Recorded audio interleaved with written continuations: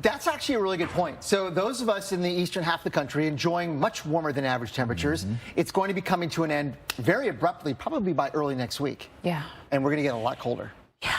The pattern change is huge. Well, playing it cool is an understatement in today's big deal. This morning, more than 3 million people are waking up to winter alerts and frosty temperatures. The warmer side, and I'm going to put that in quotes, we are getting rain. It is warmer, actually above average for us across the east, but it doesn't feel that great out with the rain out there. Watching northern parts of Indiana, including up around South Bend, Chicago, mentioned you, south of there down through Peoria and Springfield. It's more scattered, but it's showery, and we've had some of the really heavy rain from Kansas now into Missouri. This rainfall here, right along I-35 and just north of it in Kansas, in Osage City, in Ottawa, Valley Brook, where there's a flash flood warning. We've had some pretty significant rainfall through the overnight hours coming in the past 24 hours, but really in the past, I would say 12, where we've had more than 8 to 10, even a foot plus of rain. That's just the north of Emporia. There has been some flooding that's happening. Some of the reports that came in from Emporia, 5.91 inches measured. So it's not just a radar estimate. Reading coming in with more than 7 inches. Ottawa coming in with more than 5, almost 6 inches of rain. And of course, that kind of water in even a full 24-hour period would cause some flooding issues. Now we see rainfall moving up to I-70, a couple showers and storms there in the middle of Kansas. In Missouri, we've got rain coming into the Kansas City area. Showers light right now, but all across the metro area. Let's take a look at how things are going to evolve today, because, you know, we get a few more showers perhaps into Chicago. It's not, you know, that we get to dry out, although the bulk of the activity sort of pushed through already. But scattered showers continue in Kansas City. We may get some thunderstorms. We may get into some heavier rainfall coming in here, watching that through this evening. And then we see the next big push come in, and that comes in overnight tonight into tomorrow, watching for showers and possibly thunderstorms, maybe down towards Grand Island, Nebraska, back into Wisconsin, where yesterday, cities like Galesville, we had flooding happening in the western part of the state. Now we're going to focus in on Green Bay down to Sheboygan for that heavy rainfall and that chance for that flash flooding. We're going to see the rain continuing throughout the day, Thursday into Friday. Then the cold front sweeps through. Then we cool off, we dry out. But let me tell you, Chicago, we got a tough stretch of weather coming your way. I mentioned that, you know, the drought here over the past week where we need it. Chicago, we don't need as much rain, and we're going to get it. Look at this forecast here. Saturday, our only dry day. And then it gets colder, Alex. It sure does. Who they hit. I mean, again, still getting all of that. Yeah, one of the talkers from Otis's sides of Halloween or of October story that we did. You know, we've had snow, so much so that you can cancel Halloween. Absolutely. Used to, right? That's what you plan for. There you go. All right. Love the comments. Keep them coming. You can take and send them to us on X.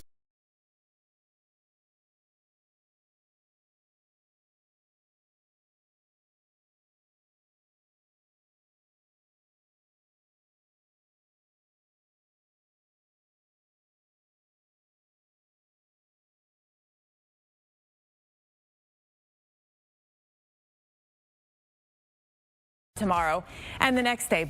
But how much longer will you have all these above average temperatures? We do see a change coming, and by the time we get to the weekend, we're coming down. We're actually still above average just compared to where we've been. We're not going to be quite as warm. Temps for you today, tomorrow, Friday, I mean, they're going to be in the mid to upper 70s at this point. We're going to feel it all through the east. So let's just focus on what we get to enjoy, the here and now, with temperatures mid to upper 70s. Look at Raleigh, 78. Atlanta's going to be 77 today. The sun is out.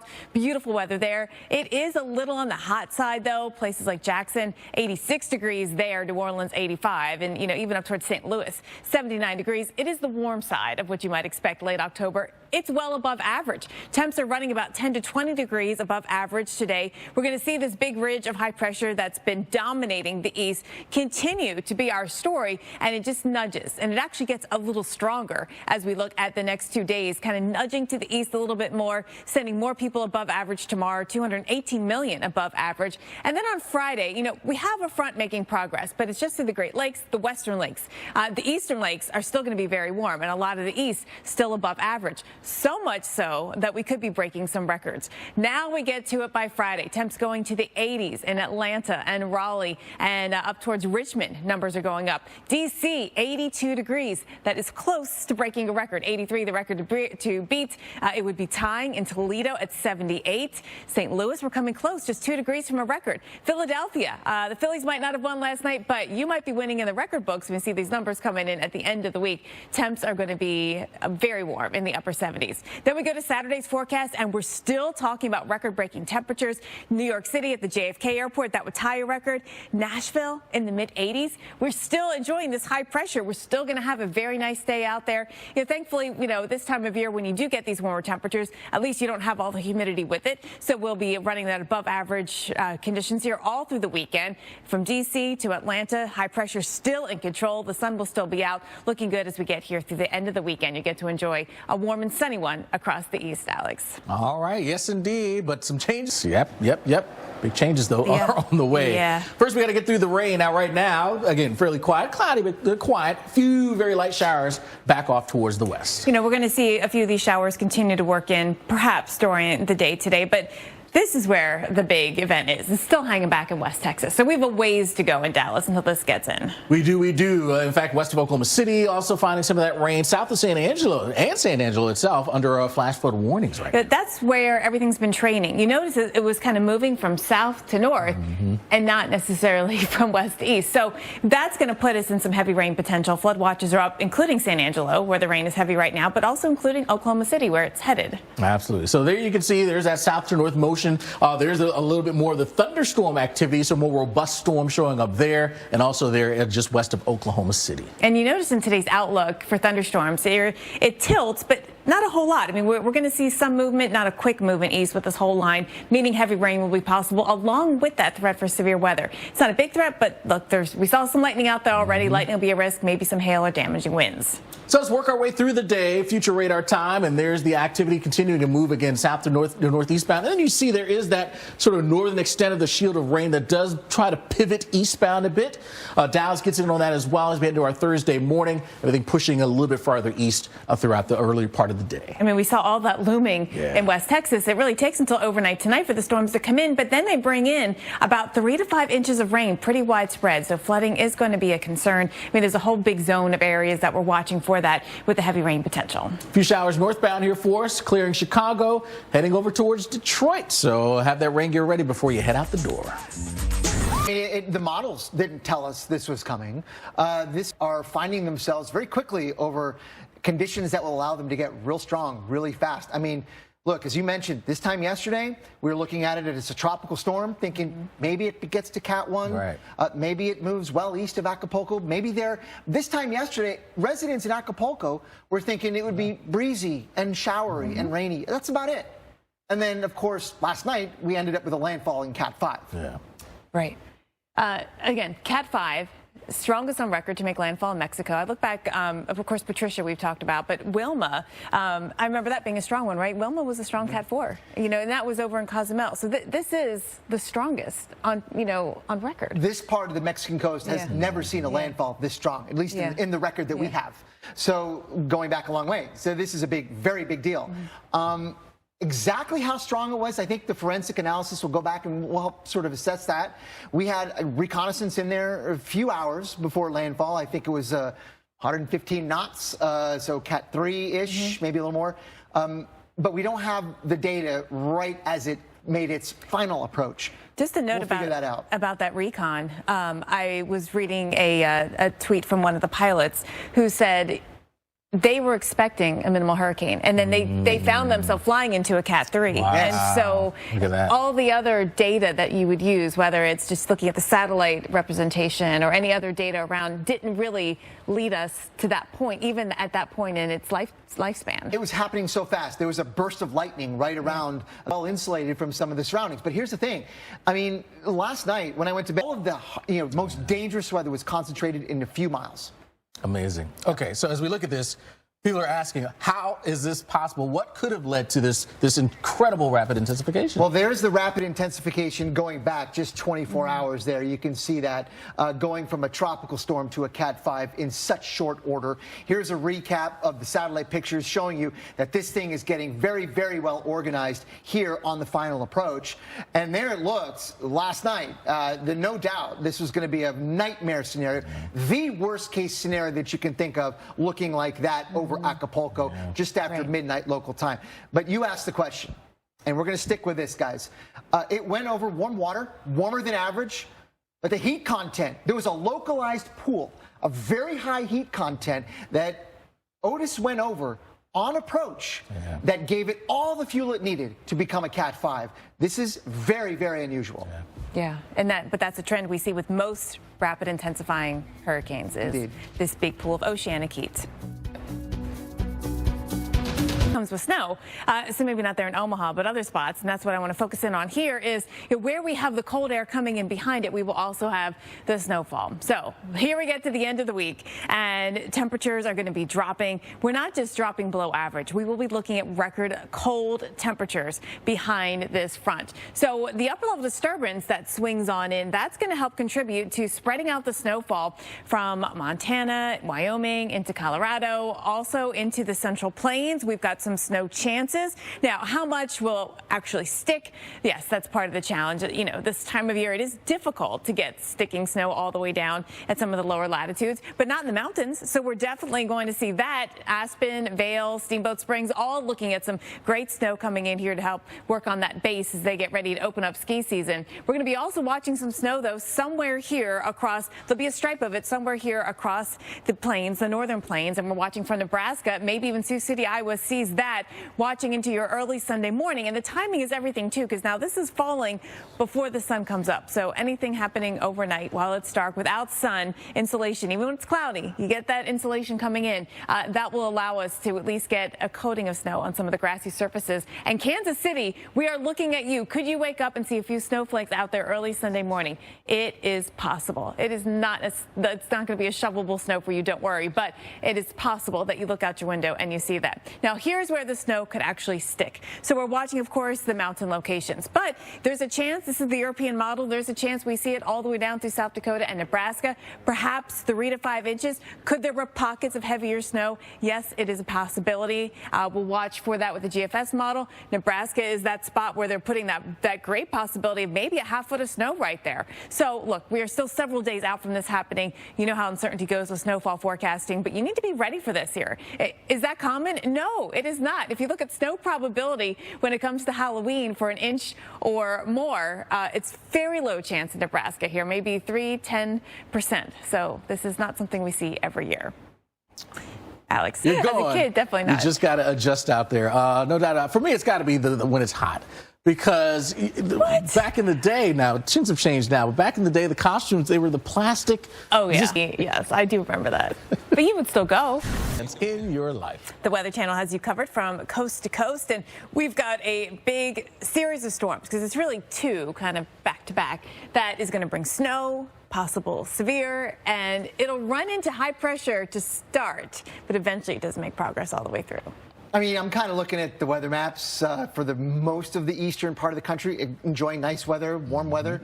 It's coming, the cold air, maybe not the snow, but next week, Halloween, is going to be very cold for many of us east of the Rockies. Yeah. It's interesting because it's taking its time. It's not just like, boom, one day everyone's getting it. It's kind of a slow death to the cold that we're getting to. Yeah.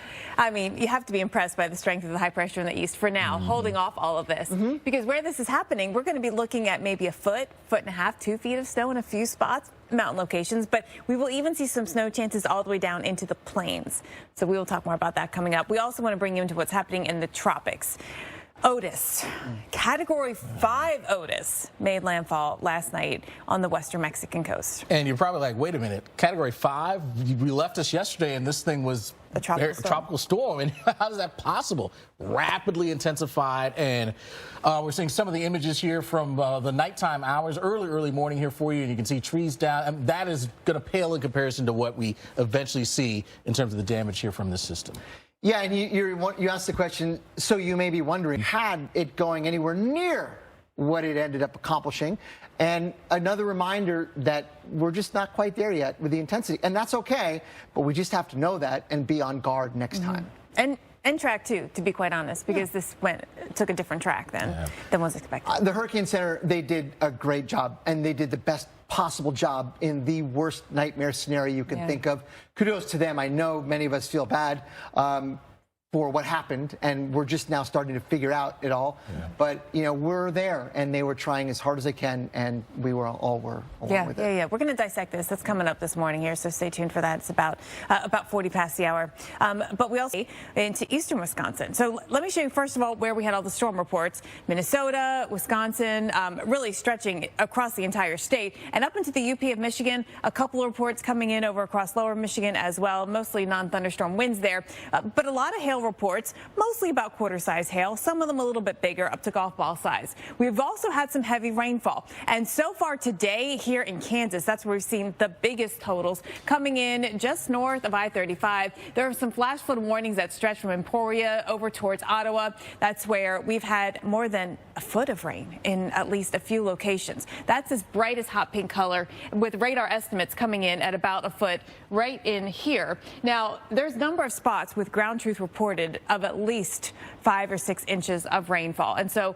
you know, that area we're watching pretty closely as more rain still moves back into the area. Some of the heavier stuff is now moving out of those warned areas, but look what's just off to your west. So concerns remain there over more flooding that could happen. We also have rainfall that will be scattered about, but moving through parts of Illinois, Indiana, up into lower Michigan today. The clouds will be around, the showers will be around, but there's that big batch of heavier rain that makes its way from Kansas into Missouri, including right over the Kansas City area. So for your evening commute, it could be a tough, slow one with rainfall coming on in. By the way, Minneapolis, we get into some showers overnight. Chicago, we get back into some showers overnight as well. So we're just not clearing out just yet, even if you get in a break from the rain. The heaviest of rain for you starting through today into tomorrow, starting tomorrow morning, I should say, into Friday morning, is then going to be with the front focused in here in Wisconsin. Get ready. We could see some heavy rainfall coming in and the possibility of flash flooding.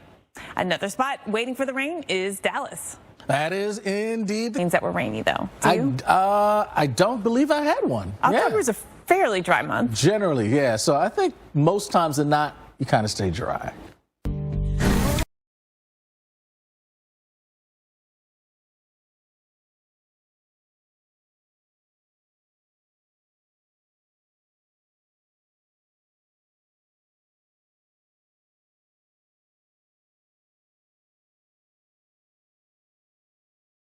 There is more bonus beautiful weather here. And in time for the weekend, for once, we will have some good looking weather. Now, it does cool down a little bit, but we're still running above average. So there's that. The best days of the week are right now. Today, tomorrow, Friday. Temps are going to be in the mid to upper 70s. We'll have the blue skies, just like you see up there. The fall color has been amazing here. This feels like it's peak right now for us in the Boston area. And we're going to be looking at those temperatures very mild all through the Northeast, stretching through the mid-Atlantic, warming up a few more degrees. Look at Roanoke, 80 degrees today. Get out there, do a hike, enjoy the weather. Again, take advantage of this, especially with all the fall color and just how beautiful it is right now. We're going to have temps warm all the way through the deep south here, and maybe even a little too warm in places like Jackson, 86 degrees in your forecast. The above average numbers continue through the week. We see it today running above average thanks to this big ridge in the jet stream. And this is just going to shift a little bit more to the east and actually is going to get a little bit stronger,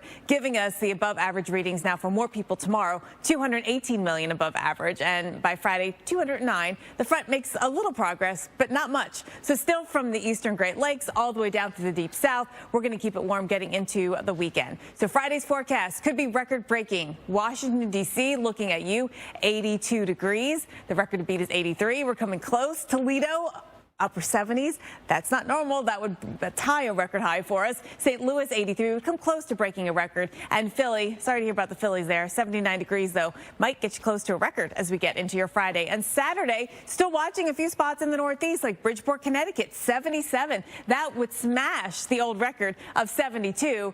New York City could tie it at, well, 76 there at the JFK airport. And warm in the south, 84 degrees, would break a record in Nashville. Yes, it is unusual to be this warm this late in the season. For us in D.C., our warmest days are coming Thursday, Friday, Saturday, Sunday. We're still warm, running above average at 82. Big changes coming next week, so enjoy this while you have. And just the very fact that we get this without any kind of rainfall in the Northeast. Now, Atlanta will keep the sunshine going as well, warming up a little bit more for the weekend. This might be kind of hot for some of those soccer players or football games that are going on. We will see temperatures running above average and really warming up pretty quickly, too, as that sun will be shining brightly throughout the day here. Now, there is a change coming with the chill, Alex. Just going to take a little time to get here. Yes, it is going to take some. Comes that cold. It is time now for the Physicians Mutual Weather Wellness, and we have some cold temps and the weather that comes along with it, which can be dangerous, whether you're outside or on the road. So we want to give you some of the forecast as well as some tips for dealing with it. Snowfall coming. Perhaps more than a foot of snow is possible, especially mountain locations. But 5 to 8 or even 8 to 12 inches of snowfall possible well out into the northern plains. Temperatures are going to be cold, record-breaking cold in some cases. But looking at high temperatures, only in the teens. Places like Great Falls, Montana, 20 in Miles City, even down to Scotts Bluff here in Nebraska. Temps are going to be about 40. So if you run into tough conditions and you get stuck, you want to make sure you're ready out there with your winter car kit. Have a full tank of gas, a first aid kit in your car, making sure you have some extra water and snacks and a cell phone charger. Also, make sure you get all the things you need for the snow, including a snow brush. Got to move on out. Sorry, let's talk about what's going on right now. There's the radar picture, and as Jen talked about, not raining around Dallas, but just west of Fort Worth, you do start to see some showers. It's just a couple of showers. The big stuff is all the way back here into West Texas. And San Angelo, we've been getting clocked with some really heavy rain this morning. And the problem is, you notice how everything is kind of moving from south to north as opposed to the whole kind of line moving eastbound. That's the part of the issue and why there are flood watches that are in place, because we're kind of getting that rain training over the same spots. And San Angelo right now under a flash flood warning. Yeah, so we see all of that rain. That's where the lightning is, and that's where the bigger rainfall rates are. Everything else is not as heavy as we have right there, but certainly the potential is there for it. We could see more lightning. We also could see severe weather, chance of hail or damaging winds. All right, there you go. Watching how this plays out for the rest of the day. We'll watch from the morning into the afternoon for future radar. Now, eventually we'll start to see the kind of main line of showers and storms kick east. But again, it takes its time. It's not really until maybe after dinner that Dallas really gets into the heart of this. But then it'll be there for several hours before it heads towards the Arklatex. Rainfall adding up. Widespread 2 to 3 inches. We could get 3 to 5 inches in a pretty large area. And no doubt there'll be someone that gets a little more. I mean, that's how these systems always work. There's an overachiever, like we saw last night in Kansas. Exactly. So now here we are moving northbound because we do have some rain showing up here, coming across northern Indiana, pushing into lower Michigan as well. There's that 35 corridor. KC, you're wet dealing with that. And then just to the south and the west, flash flood warning for you at this hour. Yeah, this is where we've had the big rainfall, up over 5 or 6 inches here. Radar estimates are coming in at more than a foot of rainfall. North of that, we got a few showers, I-70, but we're going to see more as we get through the day today. So filling in here for us across the Midwest throughout the day, you'll see how things spread northbound across Missouri, eventually into Iowa as well. You'll be getting wet later tonight. That takes place. But overall, just a wet scenario. We're in his coffee talk, and this is one for the history books, right? I mean, one that will be studied for years and years to come. If you're just waking up or tuning in and not knowing more than that, it happened all very quickly and caught everyone off guard. Here's some of the stats near Acapulco, 165 again. These are estimates. Recon was in there during yesterday afternoon, gave us information that it was strengthening pretty quickly, very valid and important stuff. But we don't know exactly how strong it was at landfall. These are just estimates based on the satellite measurements. We'll find out, I think, in the forensic analysis yet to come. It will take time. I mean, this all has happened so quickly. In fact, that's because it intensified so quickly. When you see this big jump, the 80-mile-per-hour intensification in just 12 hours, I mean, it was yesterday morning a 65-mile-per-hour tropical storm with the chance of becoming a hurricane. Yeah, maybe. It was a maybe. Most of the models kind of kept it below that strength. So there was an outside shot, certainly nothing that was hinting at what we ended up with. No, this is in rarefied air in terms of the most rapidly intensifying tropical cyclones on record. That is something noteworthy. But the other part about it is that nobody really knew it was coming. Right. Here's some of the forecast models. Not all of them. This is not all of them. And I've seen a lot of them that are saying the same thing. The forecast kind of on the low end of the scale here, expecting even as late as yesterday morning that this would be a tropical storm, maybe a Cat 1 as it closed in on parts of the Mexican coast. By the way, not necessarily near Acapulco either. Right. But look at the observed. That's what actually happened. Compare that to the forecast just 24 hours ago. It's one thing, okay, seeing that if the observer were to kind of hover in the Cat 1, Cat 2, okay, that's excusable. This is just mind-blowing. So let's put ourselves in the residents and the people in Acapulco. Right. This time yesterday, perhaps you are familiar with hurricane forecasts and you get a report, oh, maybe there'll be some rain and wind. It really wasn't supposed to be that bad in Acapulco. And then without warning, a Cat 5 rolls on in. That's terrifying. It really It's is. terrifying. And even if you have an hour, 2 hours, what can you do at that point? There's not a lot of time to make any kind of preparations. That's exactly right. I want to say that the Hurricane Center forecasters, kudos to them. They did the best job possible that we can do under these dangerous and sort of the worst case scenario here. But look, Monday night, this is what we are dealing with. Hardly anything in terms of, you know, the power that was yet to be unleashed. And then very quickly, we ended up with this. You brought up a good point, Alex, that it was small in size. You know, at the time yesterday morning, there were tropical storm force winds that only extended out 60 miles, and there were no hurricane force winds. Right. So a small system would have the most opportunity to make big changes. That is possible. That is indeed possible. And you know what? We think the hurricane force winds may have extended outward only about 20 miles. So a couple of miles here or there, and you're either in a very high-end hurricane or hardly one at all. That kind of difference matters. A few miles could make all the difference from catastrophic destruction to pretty much nothing. One of the factors that went into the rapid intensification was the water temperatures. They were warmer than average, no doubt about that. But more importantly, not just the SST anomalies, but the heat content, the amount of fuel that was available in the ocean, the depth of that warm water. This was a localized pool of very warm, extremely warm water that Otis went over at the last minute. Wow. So looking towards future, we're going to have to start paying attention to these areas where you get those warm pools showing up and say, hey, models may not be saying this, but beware is a possibility. We've seen this before, and actually Opal in the Gulf of Mexico in the mid-90s reminds me of that, going over the warm eddy in the Gulf of Mexico. But also there were atmospheric components that allowed it to get stronger too. We don't have enough time to talk about that. Maybe with an hour you could join us and we could have a coffee shop then. Yeah, all right. Well, our teammates Albert Martinez, Milmar Ramirez, going to be tracking. Let's show you how this all changes. The cold is going to be spreading. This is a really Arctic air mass that is coming in, sliding down across the northern tier. As we get the cold air to come in to interact with the moisture, we will get snowfall. The mountains get the biggest. We see some snow spreading in across the northern plains. Here comes a disturbance that kind of spreads out. And, you know, certainly up in North Dakota, best chance of getting accumulating snow with this. But the cold air really does dig pretty far south. So let's talk about the chances of getting snow all the way down into Nebraska and Kansas. Mountain snow adding up to more than a foot and a half, maybe even a little bit more at some of the highest spots. We'll see that in Colorado. We're going to see that into southern Wyoming as well. Cheyenne getting our first snow out of this for the season. Even Denver has some snow chances coming in. We see that into your Saturday. It gets cold, Denver, cold. Like snow can stick around, kind of cold.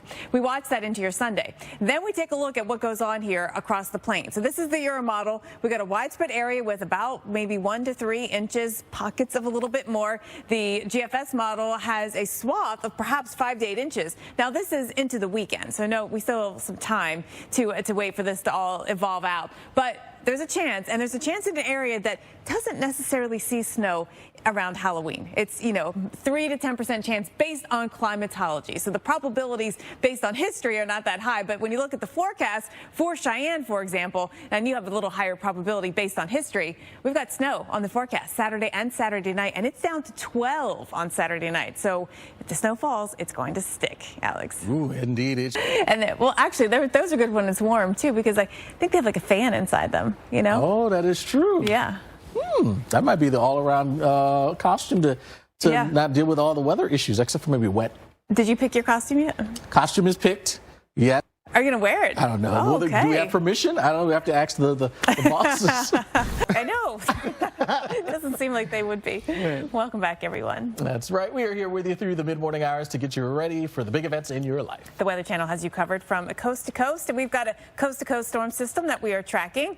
It's a slow one, though, and it's going to take its time, dropping lots of cold and snow. in the Mountain West, but not beyond the mountains. We're going beyond the mountains. We are. Maybe not with the snow, but certainly, Jen, you mentioned, and Alex, the cold. It's not going to stop this time in the northern plains. No. Our first real dose of at least October-style Arctic air is coming for the rest of us in the east, no doubt, by next week. You do have some time to prepare, though. This is one of those where you have some opportunities to soak up some of this warmth, almost too warm weather on the way. But the cold won't replace it. Just off camera, we were talking about how it's going to be in the mid-80s in Atlanta, right? The weekend. Alex is not having any of that. I know. He wants those 50s and 60s next week. Yes. I prefer that over the 80s. Let's just say that. Well, it's going to be down to single digits here. Let me just say that with some of this cold coming in. So it is the kind of cold that you do need to prepare for. We are going to talk about that coming up. Speaking of preparing, we need to take you down to Mexico.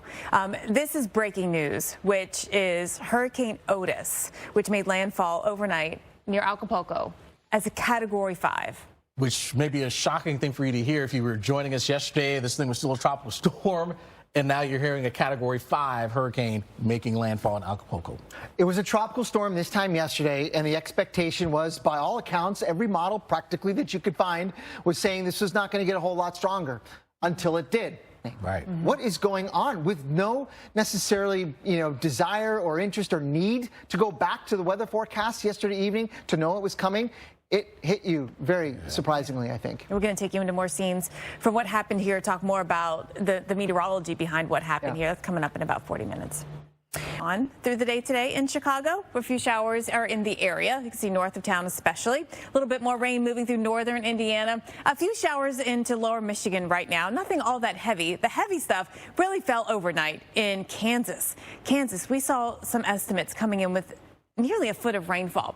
Osage City, Ottawa, Valley Brook, some of the cities that have seen some of the biggest rain. That's where the flash flood warning is in effect. The Doppler radar estimates are coming in at, again, more than a foot. That's this hot pink color that we see here, but a pretty broad area getting about 5 to 8 inches of rainfall. And that has led to some flood concerns. That's why the flash flood warning is up there. Other concern is that there's more to come. Just to the west of it, you can see with lightning, some bigger rainfall rates coming in with that. Now, the showers that we see out here for the rest of the area are more scattered for the most part. We'll see more throughout the day, so not clearing out necessarily. In Kansas City, some of that rain gets heavier just in time for the commute home. This is 4 o'clock. Look at that rain coming in. The entire rush hour is wet. That lifts up to northern Missouri, southern Iowa as we get into overnight tonight. Des Moines, you'll get some rain, hopefully while you're sleeping. We need rain, so I suppose that timing-wise, that could be good for you. Showers coming in and maybe even thunderstorms into Wisconsin, northern Illinois. That includes around Milwaukee. And then the cold front sweeps through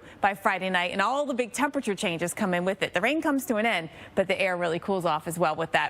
1 to 2 inches of rain, pretty widespread, especially up into Wisconsin. We got the chance of getting into some heavier rainfall. Again, we need the rain, especially into Iowa, Missouri, back across Nebraska and Kansas. But of course, always worried about that too much at once kind of situation. And again, worried into Wisconsin that we could get into some potential flooding with the heavy rain in the forecast. Now let's go south and talk about the rainfall there, Alex. Yes, we shall. Because more on that coming up ahead. Of course, one of the talkers from Otis's landfall, it was after Sandy. And then I think it was just the next year or the year after, there was another snowstorm. Wow. A nor'easter kind of deal. Couple bad years close to each other. You're used to what you're used to and what you plan for. Exactly. Well, we'll give you that Halloween forecast.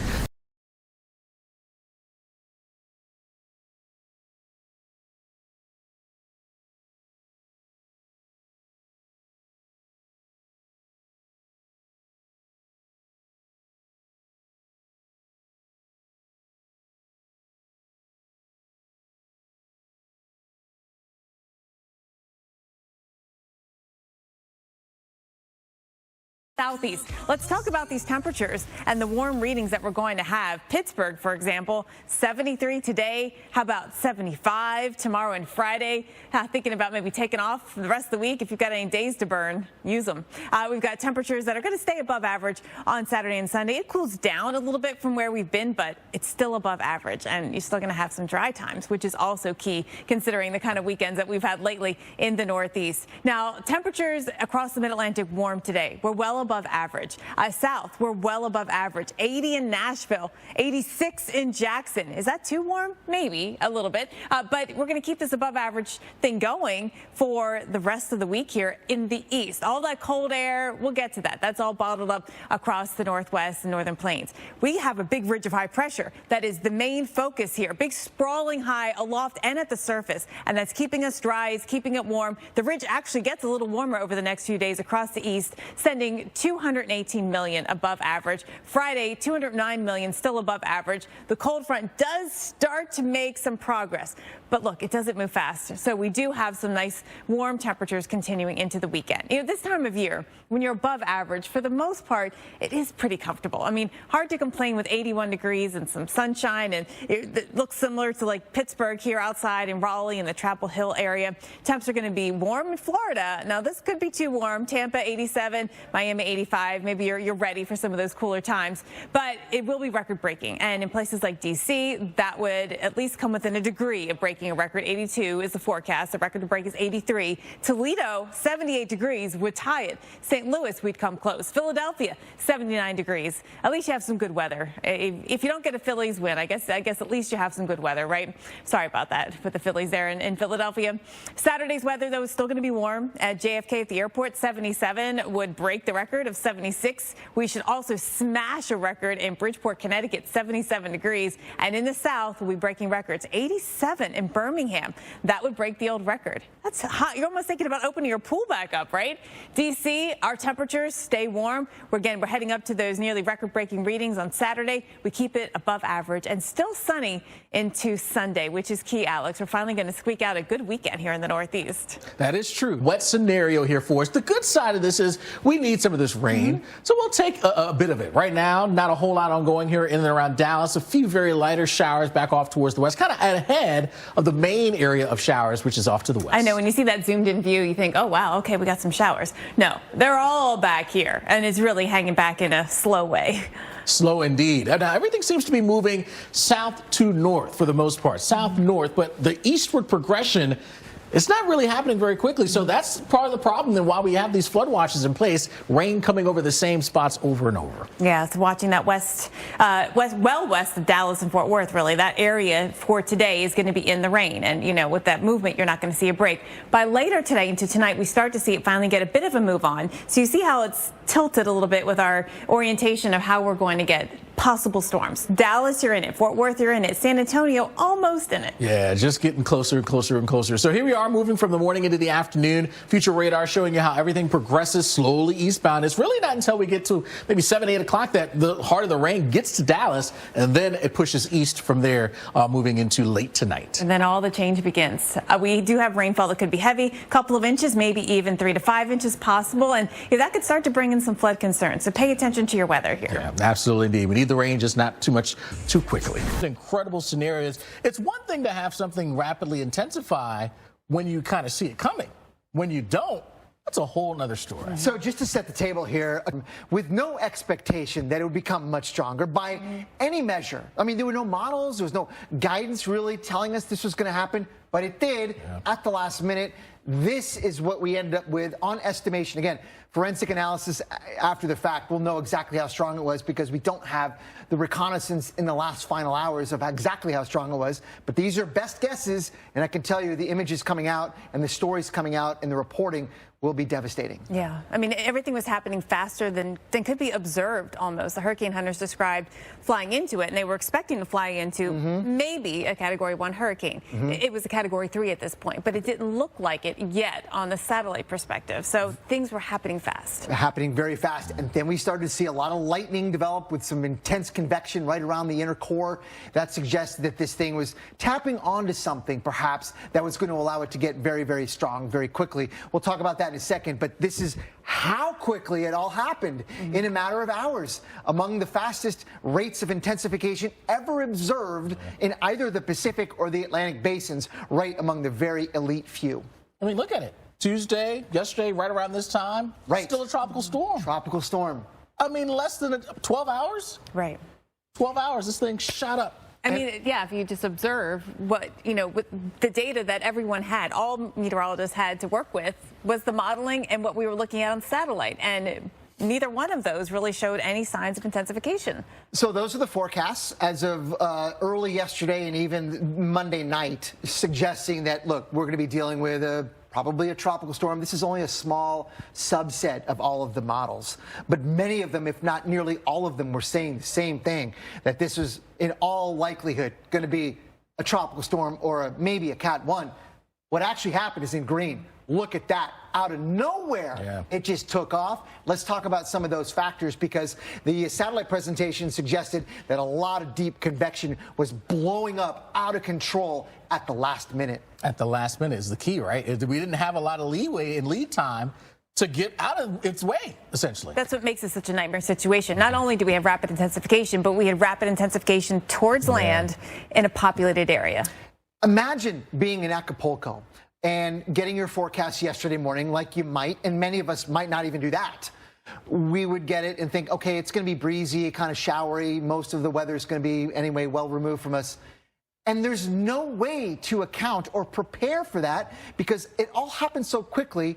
And if you're not going to tune back in, like many of us wouldn't, you end up with this just 12 hours later. Are you kidding me? Yeah. This is amazing. Yeah, it really is a mind-boggling situation. All right, so we dealt with this fast, incredible intensification. Now we got to figure out, okay, why? How did this happen? Waters were warmer than average, but more importantly than the surface temperatures was the depth of that warm water. There was a localized pool of very high oceanic heat content, which also accounts for the depth of the warm water. This is the true fuel for the tropical cyclones. Otis went over a very localized pocket of high-octane energy right on final approach. You know, this is something we've seen with most other rapid intensifying hurricanes, is that there's been a pocket of high oceanic heat content. Yes. And it's something that's been studied, something we'll continue to study, but it's not the only factor out there. It can't be.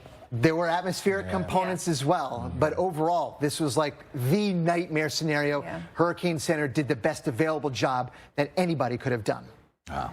Unbelievable. Well, our teammates, Albert Martinez, Miller. Let's show you how this all changes. The cold is going to be spreading. This is a really Arctic air mass that is coming in, sliding down across the northern tier. As we get the cold air to come in to interact with the moisture, we will get snowfall. The mountains get the biggest. We see some snow spreading in across the northern plains. Here comes the disturbance that kind of spreads out. And, you know, certainly up in North Dakota, best chance of getting accumulating snow with this. But the cold air really does dig pretty far south. So let's talk about the chances of getting snow all the way down into Nebraska and Kansas. Mountain snow adding up to more than a foot and a half, maybe even a little bit more at some of the highest spots. We'll see that in Colorado. We're going to see that into southern Wyoming as well. Cheyenne getting our first snow out of this for the season. Even Denver has some snow chances coming in. We see that into your Saturday. It gets cold, Denver, cold. Like snow can stick around, kind of cold. We watch that into your Sunday. Then we take a look at what goes on here across the plain. So this is the Euro model. We got a widespread area with about maybe 1 to 3 inches, pockets of a little bit more. The GFS model has a swath of perhaps 5 to 8 inches. Now this is into the weekend, so no, we still have some time to wait for this to all evolve out. But there's a chance, and there's a chance in an area that doesn't necessarily see snow around Halloween. It's, 3 to 10% chance based on climatology. So the probabilities based on history are not that high. But when you look at the forecast for Cheyenne, for example, and you have a little higher probability based on history, we've got snow on the forecast Saturday and Saturday night, and it's down to 12 on Saturday night. So if the snow falls, it's going to stick, Alex. Ooh, indeed. And then, well, actually, those are good when it's warm, too, because I think they have like a fan inside them. Oh, that is true. Yeah. That might be the all-around costume to not deal with all the weather issues, except for maybe wet. Did you pick your costume yet? Costume is picked. Yeah. Are you going to wear it? I don't know. Oh, okay. Do we have permission? I don't know. We have to ask the bosses.